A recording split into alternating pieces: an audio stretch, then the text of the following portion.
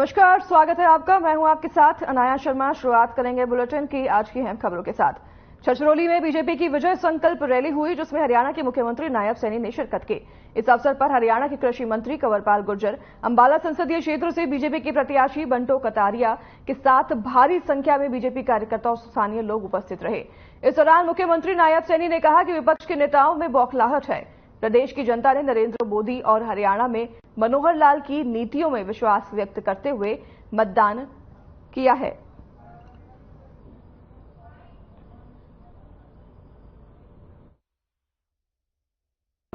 आज लोगों को जो हरियाणा प्रदेश के अंदर देख रहा हूं, आने वाले इस 2024 के चुनाव के अंदर 25 मई को जब वोट होंगे और 4 जून को जब रिजल्ट आएगा, जो देश ये 400 सीटें नरेंद्र मोदी जी को देने वाला है और उस 400 सीटों के अंदर हरियाणा की 10 लोकसभा की सीटें बड़े मैंडेट के साथ वो नरेंद्र।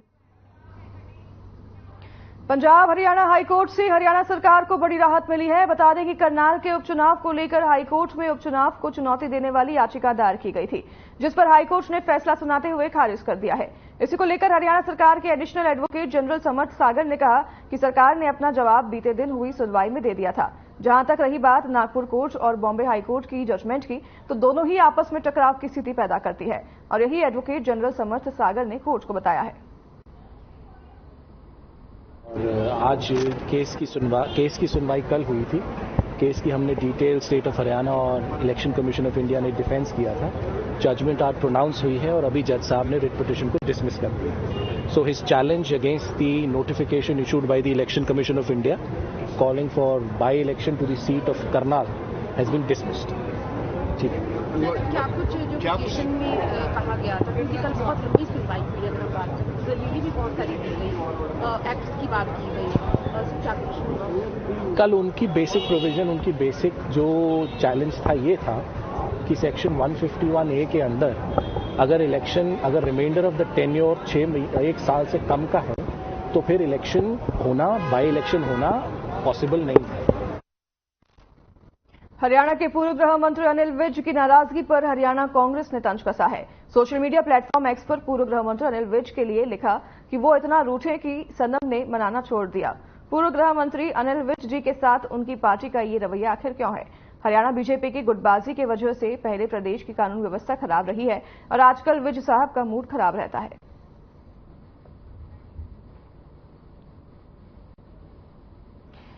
अनिल विज पर कांग्रेस से तंज कसा है और उन्होंने तंज कसते हुए लिखा है कि वो इतना रूठे हैं कि सनम ने मनाना छोड़ दिया। आपको बता दें कि अनिल विज की नाराजगी पर कांग्रेस की ये प्रतिक्रिया सामने आई है और कांग्रेस ने तंज कसते हुए इसे हास्यमय काव्य में अपने ट्वीट पर पोस्ट किया है। सोशल मीडिया एक्स पर पोस्ट करते हुए कांग्रेस ने अनिल विज पर तंज कसा है।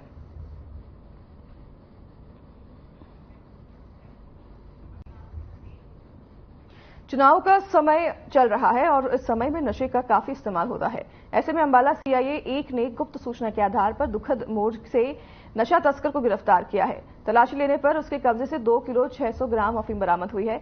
आरोपी की पहचान उत्तर प्रदेश के बडौली निवासी राज ठाकुर के रूप में हुई है। फिलहाल पुलिस इस मामले में हर तथ्य से जांच कर रही है कि ये व्यक्ति कहां से नशा लेकर आया था और कहां सप्लाई करने जा रहा था। ज्यादा जानकारी देते हुए सीआईए 1 इंस्पेक्टर हरजिंदर ने बताया कि सूचना के आधार पर दुखेड़ी खुड्डा टी पॉइंट के नजदीक नशा तस्कर को गिरफ्तार किया गया है।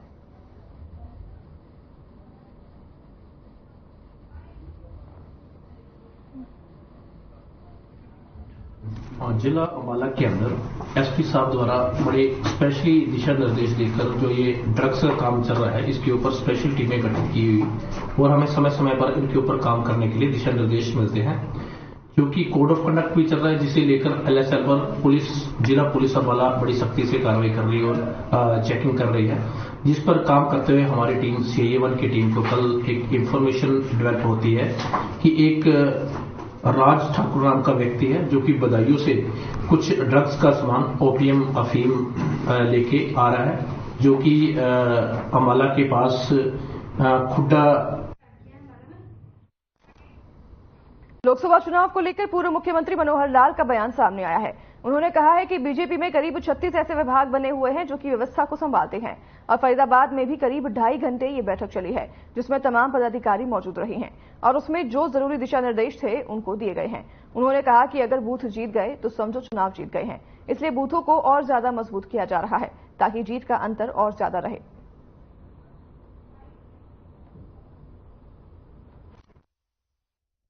देखिए, चुनाव का जो प्रारंभ होता है उसमें चुनाव की अलग अलग समितियां बनती हैं, कहीं कोर कमेटी बनती है, कहीं प्रबंध समितियां बनती हैं, संचालन समितियां बनती हैं। उनको समय समय पर जानकारी भी लेनी होती है कि व्यवस्थाओं में क्या क्या व्यवस्थाएं हो गई हैं, क्या उसमें शेष हैं। जो हमको ऊपर से जानकारियां मिलती है वो उनको दी जाती है, नीचे से जानकारी आती है, हमको भी लगता है कि एक प्रबंध व्यवस्था ठीक से शुरू हो गई है। हालांकि सब पुराने कार्यकर्ता होते हैं और कई बार उन्होंने चुनाव कहीं तो खुद लड़े हुए हैं, कई प्रबंध के काम में भी लगातार रहे हैं। फिर भी हमारे कुल मिलाकर 36 ऐसे विभाग हैं जो केंद्र से लेकर के और नीचे मंडल यानी विधानसभा तक वो सब समितियां बनती हैं। उसमें कहीं यातायात की बात है, तो कहीं कार्यालयों की बात है, कहीं मीडिया की बात है, कहीं वोटर संपर्क की बात है, कहीं लाभार्थी संपर्क का विषय है। तो ऐसे अलग अलग विभाग रहते हैं। आज उनकी बहुत अच्छे प्रकार से लगभग 2.5 घंटे ये बैठक चली है और बहुत अच्छी व्यवस्थाएं यहाँ हो चुकी हैं, बढ़िया हो रही है। फिर भी जो निर्देश और देने थे उनको देती है। 10 की 10 सीटों पर तो जीतने का आप दावा पहले से भी करते आ रहे हैं, क्या आप मार्जिन का भी मंत्र दिया है जीत के मंत्र के बाद में कि मार्जिन और बढ़ जाए पिछली बार? देखिए, जीत होती है और जीत होती है तो मार्जिन तो ये है कि उसमें पहले जितना मार्जिन है हमेशा ही ये रहता है कि हम हर एक बूथ पर जो पहले हमारा मार्जिन आया उससे आगे बढ़ा करके देखें और बूथ लेवल पर काम करते हुए हम ये भी कहते हैं कि कुछ बूथ हो सकता है ऐसे जो पिछली बार हमारे किन्हीं कारण से कमजोर रहे होंगे। तो बूथ जीतना ये एक व्यवस्था का हमारा हिस्सा होता है। बूथ जीता तो समझो चुनाव जीता। हर बूथ का जो लेवल है हम ऊपर की तरफ बढ़ाते चले जाएं, ये सबको कहा। कांग्रेस की दावेदारी है कि 10 की 10 सीटों पे वो भी जीतेंगे, हालांकि और कोई तीसरी चौथी पार्टी आए वो भी 10 की 10 जीते। कुल मिला के 10 सीटें हैं, ये 40 होने वाली नहीं है। इसलिए 10 भारतीय जनता पार्टी के पहले थी, 10 की 10 दोबारा से आएंगी। दावा कोई कितना ही सीएम साहब कांग्रेस ने अपने ट्विटर हैंडल पर लिखा है कि अनिल विज ऐसे रूठे कि अब उन्हें भाजपा ने मनाना भी छोड़ दिया है, तो इससे संगठन में ठीक नहीं है। देखिए, अनिल विज हमारे अपने आदमी हैं, उनकी चिंता वो छोड़ दें, वो अपने घर की चिंता करें, ज्यादा अच्छा है। अनिल विज हमारे अपने लोकसभा में भी काम करेंगे, दूसरी लोकसभा में जहां उनको बुलाएंगे वहां भी काम करेंगे और आज भी वो एक्टिवली जितना काम करना है वो सब कर रहे हैं। करनाल फरीदाबाद देश में दूसरे और तीसरे नंबर की बड़ी मार्जिन से जीत हुई थी पिछली बार, क्या उसको भी आगे पार करने की किस तरह से तैयारी? देखिए, देश के हमारे प्रधानमंत्री नरेंद्र मोदी जी हैं, ठीक है ना, उनकी स्टेट का कोई सांसद या खुद अपना हमारे से ऊपर नंबर रखते हैं तो हमें उसमें प्रसन्नता है और हम जिस स्थान पर आए हुए हैं इससे ऊपर जाने का तो कोई कारण लगता भी नहीं है। इसलिए ये चीजें बेमानी है कि दूसरे से आप आगे कैसे बढ़ेंगे, तीसरे से आगे कैसे बढ़ेंगे। देश में हमको 400 सीटें जीतनी है और 400 सीटों का जो जीतने का एक टारगेट जो रखा है उसमें भाजपा अपने आप में 370 पार करे और एनडीए 400 पार करे। इस टारगेट को पूरा करेंगे। 10 लोकसभा 1 विधानसभा 11 के 11 कराएंगे। आज तो एक हाई कोर्ट का फैसला आ गया, खारिज कर दिया क्योंकि उसका एक स्पष्ट सा कारण था। अब उसको महाराष्ट्र के उस निर्णय के साथ नहीं जोड़ना चाहिए। वहां केवल विधायक का चुनाव था और जहां कहीं किसी प्रदेश में कोई मंत्री अथवा मुख्यमंत्री बिना विधायक के चुनाव लड़ता है तो उसको 6 महीने के अंदर चुनाव लड़के विधायक बनना होता है। तो ये उसके ऊपर भी ये कंडीशन जो है सुपरइम्पोज होती है। तो यहाँ चूंकि 6 महीने के अंदर चुनाव लड़ना, चुनाव जीतना वो हमारे मुख्यमंत्री के लिए एक संवैधानिक आवश्यकता है। तो उसके नाते से हमको लगता ही था कि उसके साथ नहीं मिलाएंगे। तो इसका अच्छा है, हमारी अपने चुनाव की तैयारी चल रही है और संगठन का तो बड़ा लंबा अनुभव है। अब सरकार का भी अनुभव आपको पूरा 9.5 साल का रहा है, कैसे देख रहे हैं सरकार के अनुभव को और संगठन के को अलग अलग देखें? देखिए, हमारे यहाँ भारतीय जनता पार्टी का कोई भी कार्यकर्ता होता है, हर जो उसका अनुभव होता है वो सब जगह काम आता है। हमें चाहे संगठन का काम मिले, चाहे सरकार का काम मिले, चाहे सेवा का काम मिले, चाहे जनता के लिए कुछ भी करने का जो काम हमारे दायित्व लगता है हम उसको पूरा करते हैं। सीएम साहब, क्या वजह है कि बीजेपी अपने प्रोडक्ट की बजाय कांग्रेस के स्क्रैप पर ज्यादा भरोसा कर रही है? 6 कैंडिडेट आप में। देखिए, ऐसा नहीं है। विषय ये है कि समाज में जो अच्छे लोग होते हैं उनका चयन लगातार हम करते हैं, सिलेक्ट करते हैं। कांग्रेस में कोई अच्छे लोग नहीं रहे होंगे ऐसा नहीं है। डॉक्टर श्यामा प्रसाद मुखर्जी भी जनसंघ बनाने से पहले किसी दूसरी पार्टी में ही थे।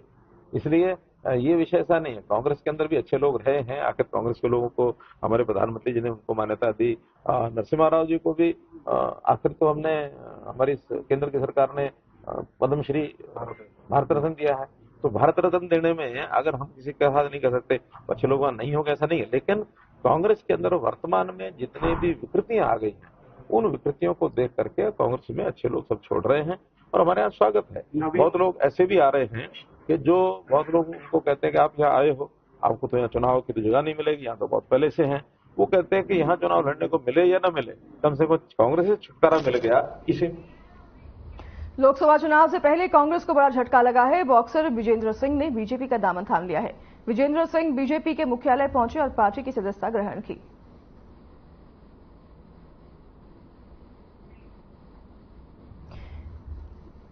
कांग्रेस को यह बड़ा झटका लगा है। आपको बता दें कि बॉक्सर विजेंद्र सिंह अब बीजेपी में शामिल हो गए हैं।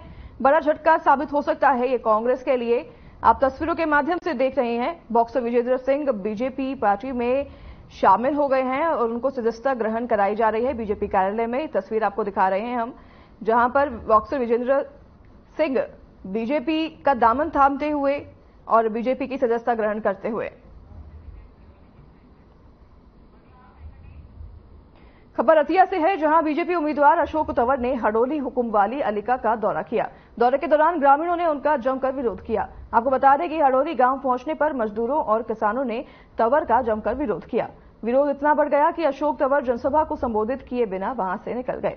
साथ ही खोंबर गांव में भी अशोक तंवर का जमकर विरोध हुआ। वहीं किसान नेता मनदीप नथवान का कहना है कि केंद्र और राज्य की बीजेपी सरकार में किसानों को फसलों का भाव नहीं मिल रहा है। साथ ही दिल्ली जाने से भी किसानों को रोका जा रहा है और उन्होंने कहा कि बीजेपी की नीतियां जन विरोधी हैं। इस बार लोकसभा चुनाव में तंवर को लाखों वोट से हराएंगे।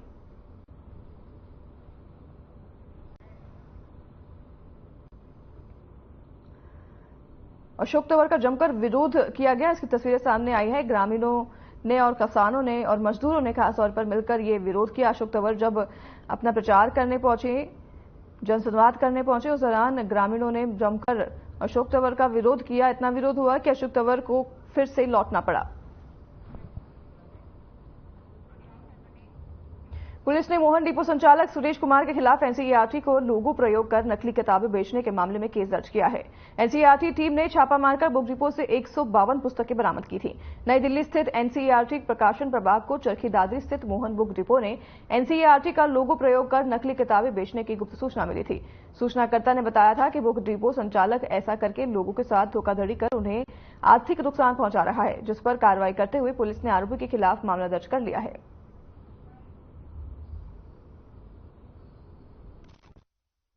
देखिए, ये खबर मिली थी कि एनसीईआरटी की जो बुक्स हैं वो कुछ लोग अलग किसी प्रिंटर से छपवाकर, जिनको हम फेक की कैटेगरी में लेते हैं, वो वहां पर बेची जा रही है। जिस संबंध में एनसीईआरटी के दिल्ली ऑफिस से संपर्क किया गया था, वहां से उनकी विजिलेंस टीम आई थी।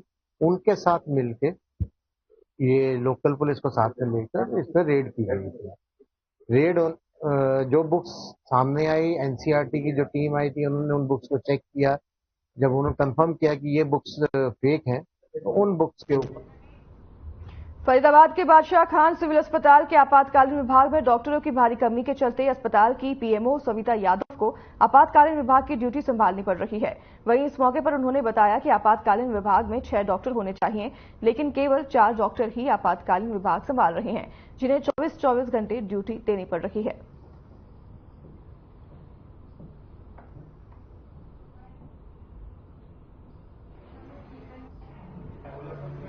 हमारे पास कैजुअलिटी चलाने के लिए केवल 4 जीडीएमओज हैं, डॉक्टर्स जो हैं, और हमारे पास कोई आरएमओ भी अभी में से हम नहीं बना सकते क्योंकि शॉर्टेज है डॉक्टर्स की। कैजुअलिटी चलाने के लिए हमें कम से कम 6 डॉक्टर्स तो चाहिए ही होते हैं और डॉक्टर्स की कमी के कारण ही ऐसा हुआ है कि जो हमें आना पड़ा है।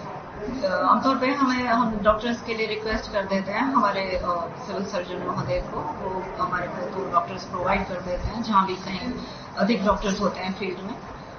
तो वो उन्होंने किए तो हैं 2, लेकिन 1 डॉक्टर तो हमारे पास आए, 1 नहीं आ पाए हैं, तो उनकी ड्यूटी थी, तो इस कारण से आज कोई भी ड्यूटी में उपस्थित नहीं।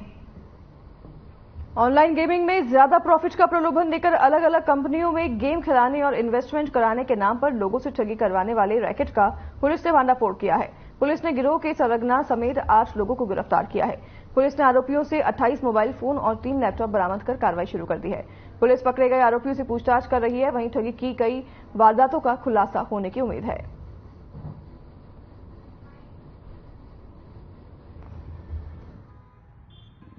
1 अप्रैल 2024 को एक विश्वसनीय सूत्र से हमें सूचना मिली कि सेक्टर 52 के रैशे इलाके में ऑनलाइन गेमिंग में इन्वेस्टमेंट के बदले मोटा प्रॉफिट का झांसा देने के नाम पर काफी लोगों से ठगी की जा रही। इस कार्रवाई पर अमल लाते हुए साइबर ईस्ट पुलिस स्टेशन की एक टीम गठित की गई, जिसका नेतृत्व इंस्पेक्टर SHO सवित कुमार ने किया और रेड के पश्चात इसमें अभी तक 8 आरोपी। झज्जर मंडी में जोरदार प्रदर्शन किया गया। धरने पर भारी संख्या में व्यापारी मौजूद थे। इस दौरान व्यापार मंडल के प्रांतीय अध्यक्ष बजरंग गर्ग ने उपस्थित व्यापारियों को संबोधित करते हुए कहा कि सरकार की गलत नीतियों के कारण प्रदेश में लगातार व्यापारी पलायन कर रहे हैं। बीजेपी सरकार में आढ़तियों को आड़त नहीं मिलती, पल्लेदारों को मजदूरी नहीं मिलती और किसानों को फसल के पूरे भाव नहीं मिलते हैं।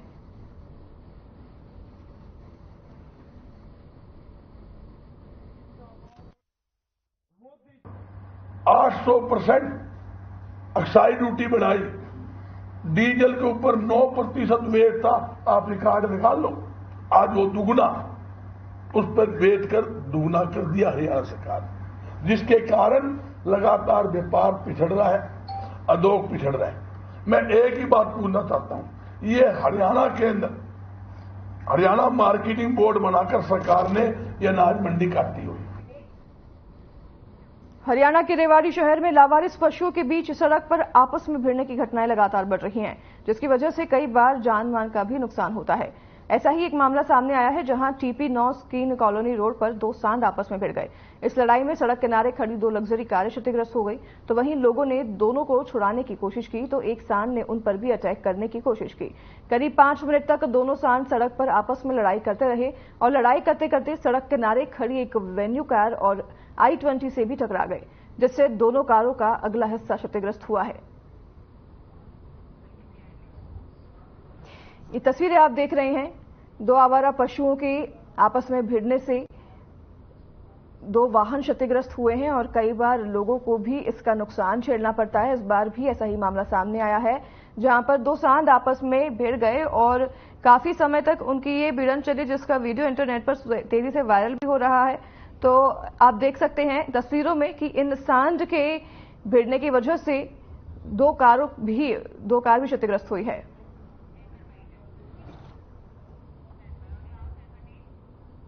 इंद्री में स्नैचिंग करने वाले बदमाशों के हौसले बुलंद होते जा रहे हैं। पुलिस बदमाशों तक नहीं पहुंच रही है। बता दें कि बाइक सवार बदमाशों ने एक महिला से स्नैचिंग करने की कोशिश की, लेकिन बदमाश इस वारदात में सफल नहीं हो सके। तो वहीं आपको बता दें कि महिला ने शोर मचाया तो बदमाश अपनी वाहक छोड़कर मौके से फरार हो गए। इस घटना की सूचना तुरंत पुलिस को दी गई और पुलिस मौके पर पहुंचकर बाइक को अपने कब्जे में लिया। इस प्रकार की दिन दहाड़े होने वाली घटना में लोगों ने रोष है और पुलिस पर सवालिया निशान भी खड़ा होता है कि आखिरकार पुलिस ऐसे बदमाशों के खिलाफ कोई भी कार्रवाई क्यों नहीं करती है। 2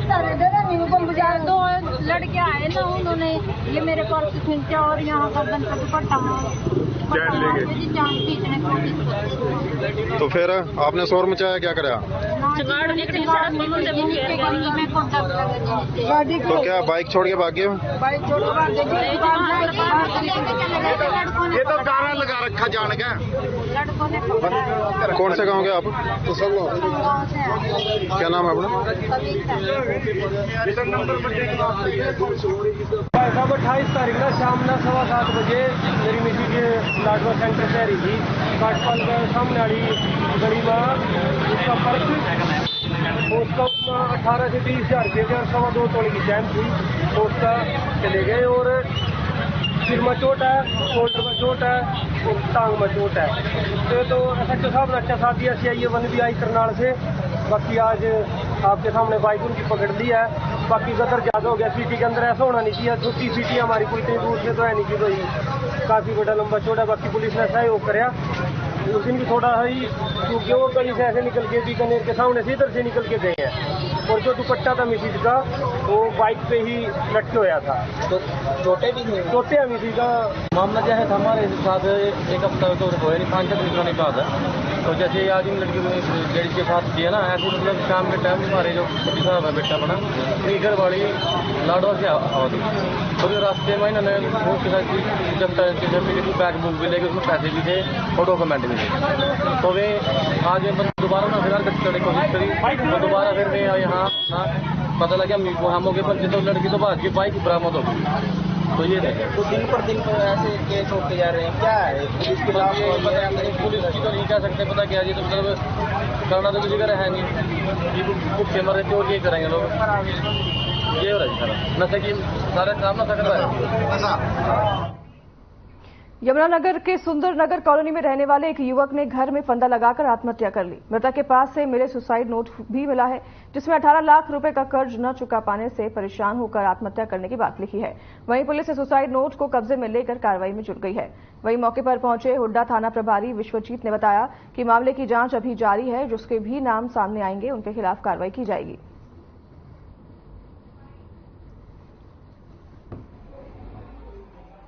काम पूरा करवाने का तो चाचा हुई कुनबे में थे जी। तो क्या सूचना क्या मिली थी आपको? सूचना मेरे को ये मिली जी, वो छोटे भाई का फोन गया था इसके, कह रहा जी वो चाचा जी जरा जल्दी आ जाओ, मोनू ने फांसी ले ली। बस कुछ सुसाइड नोट भी लिखा है, कोई फाइनेंशियल से तंग था? सुसाइड नोट में ही होगा जी, दिखाया नहीं उन्होंने जी, कुछ पुलिस वालों के पास है जी, फाइनेंशियल है कुछ 35 लाख का कर्जा मतलब बता रहे थे कि ऐसा है। क्या नाम है? नहीं लोन ये था कोई बैंक से था जो फाइनेंशियल से भी लेना देना था? बैंक से था जी, कोई फाइनेंशियल से भी था जी। तेजली गांव में 38 साल का लड़का है मनोज, और ये कोई लोन लान का चक्कर था, लोन ले रखा है मकान बनाने के लिए 18 लाख के आसपास का, वो नहीं चुका पाए, उस वजह से बस अभी हमें सूचना मिली थी, अभी पहुंचे हम लगभग फांसी से मतलब पंखे से लटक के गया। सर क्या ये लोन इन्होंने बैंकों से लिया था या किसी फाइनेंसर से लिया? नहीं बैंक से भी लिया था, कुछ फाइनेंस से ले रखा था। तो क्या कुछ बताया किसी का? नहीं अभी तो कुछ जांच चल रही है, अभी जांच के बाद खुलासा होगा। हरियाणा की सभी जिलों में गेहूं की खरीद 1 अप्रैल से शुरू हो गई है, लेकिन इस बार हरियाणा के जिला रेवाड़ी की तीनों अनाज मंडियों में पहली बार किसान खाने पीने और बेचने की उचित व्यवस्थाओं को देखकर खुश हैं। मार्केट कमेटी के डीएमईओ सत्यप्रकाश की माने तो अभी तक 5,650 रुपए के एमएसपी रेवाड़ी, कोसली और बावल की तीनों अनाज मंडियों में रोस्टर प्रणाली के माध्यम से 40,000 क्विंटल सरसों की खरीद हो चुकी है।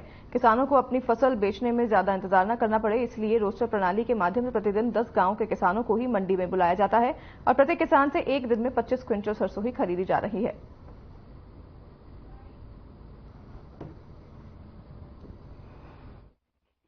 रेवाड़ी में सबसे पहले तो मैं आपको बताना चाहूँगा, रेवाड़ी में परचेज बहुत ही सही तरीके से चल रही है। रोस्टर प्रणाली से खरीद हो रही है, किसान भाइयों को किसी प्रकार की असुविधा नहीं है, और हमने किसान भाइयों के लिए पानी की पीने की व्यवस्था, बैठने की व्यवस्था, किसान भवन है, यहाँ हमारे यहाँ कैंटीन की व्यवस्था की हुई है, किसी भी प्रकार की दिक्कत नहीं है। अभी तक बात करें बावल, कोसली और रेवाड़ी, कितनी परचेज हो चुकी है और कौन कौन सी एजेंसियां इसको परचेज कर रही हैं? सरसों की परचेज एफेड द्वारा की जा रही है और 40,000 क्विंटल से ऊपर खरीद अभी तक तीनों मंडियों में हो चुकी है, और गेहूं की अभी खरीद शुरू हो। सब सहूलियतें, कोई दिक्कत नहीं है, और सिस्टम के हिसाब से सब बिक रही है। पीने के पानी की व्यवस्था या पानी अंदर है, बाहर की व्यवस्था नहीं है, अंदर पानी की व्यवस्था ठीक है। तो 5650 रुपये एमएसपी रेट रखा गया, वो खुश हैं आप उस रेट से?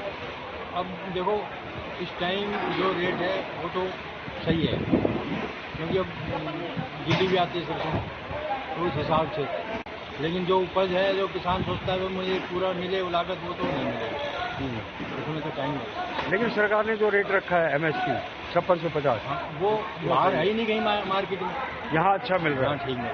सरसों एकदम बढ़िया आ रही है, सरसों बहुत अच्छी आ रही है, और अच्छी सुविधा, किसानों की जो सुविधाएं जो दी गई है, किसानों के लिए सुविधाएं अच्छी, बैठने की भी है, पानी की व्यवस्था भी है, सभी काम बढ़िया कर रखे हैं। हाँ, 5650 रुपए जो एमएसपी जो सरकार दे रही है, है सरकारी रेट पे, और नंबर से शाम तक लगभग सभी का मतलब तोल हो जाता है। सारा काम सिस्टम हो रहा है, किसी प्रकार की कोई दिक्कत नहीं, कोई दिक्कत नहीं आती। 20 काटते हैं, सबका तोल करवा देते हैं। किसान खुश है, किसान खुश है, किसी प्रकार की है। तो फिलहाल इस बुलेटिन में हमारे साथ बस इतना ही। नमस्कार।